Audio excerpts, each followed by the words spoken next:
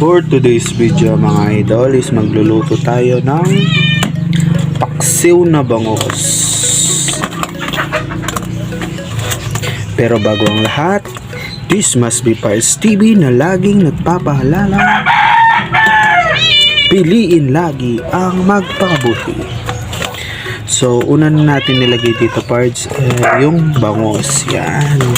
Hiniwa ko na pala kanina at hindi ko na pinakita. Yan. At least, ready na siya. At naghiwa din ako dito ng laya or luya. At bibigyan din natin ng sibuyas. Yan.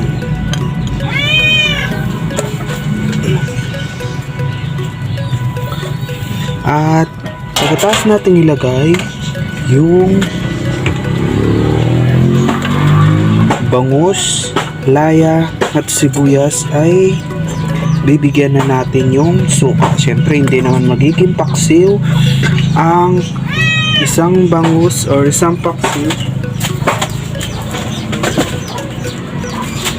kung hindi mo siya bibigyan ng suka. So inom muna tayo ng kape.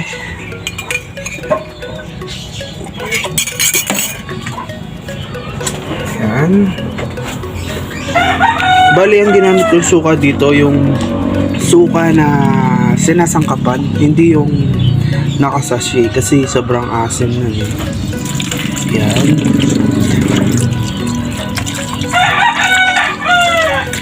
Ang ilalagay natin na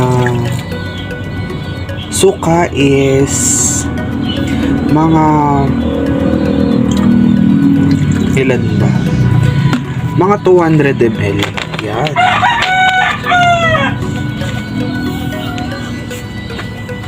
Then bigyan natin ng asin. Okay. Asin. That's it. At papakuluin natin and wala pala tayo ng paminta. Kaya bilili tayo ng paminta mamaya.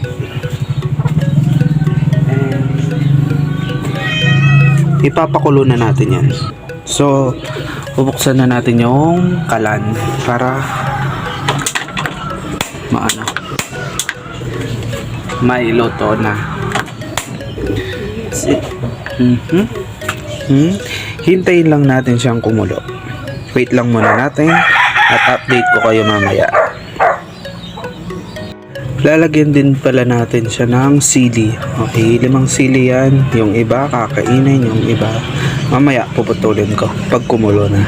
Okay, update ko na lang kayo mamaya ulit.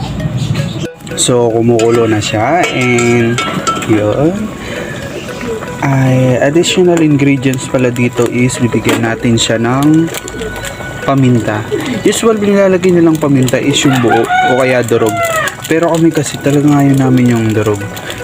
Pag minsan kasi nakakagat namin yung buong paminta, kaya mas okay na pag mapino. Tsaka same lang naman yung lasa, di ba? Depende na lang sa'yo kung anong gusto nyo. Okay, medyo pakuluin pa natin para at least, di ba, hindi malansa yung paksiw natin, tapos masarap. Ayan, mamaya to taste na lang. Okay, update ko kayo ulit. So guys, luto na yung paksiw natin at sarap diba? Sarap dito yung yung taba, yung sa tiyan. Yan no, did you see the black one? Diba? Yun yung masarap. And patayin natin baka overcook na yung isda.